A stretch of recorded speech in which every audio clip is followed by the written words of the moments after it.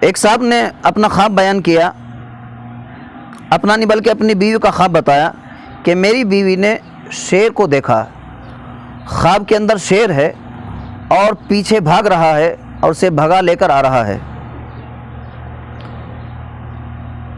تو شیر کو خواب میں دیکھنا، اس کی بھی بڑی تفصیل ہے، اور مختصر یہ ہے کہ خواب کے اندر شیر کو دیکھنا یہ اس بات کی علامت ہے کہ کوئی طاقتور مخالف یا دشمن اس کے پیچھے لگا ہے، یا اس کے بارے میں حسد کر رہا ہے، یا جلن کے اندر مبتلا ہے، جو اللہ تعالیٰ اس کو خواب میں شیر کی شکل میں دکھلا رہے ہیں۔ اگر خواب کے اندر اس شیر نے تکلیف نہیں پہنچائی تو اللہ تعالیٰ اس مخالف سے، اس حاسد کی حسد سے، اس دشمن کی دشمنی سے محفوظ رکھیں گے اور اس سے کوئی تکلیف نہیں پہنچے گی۔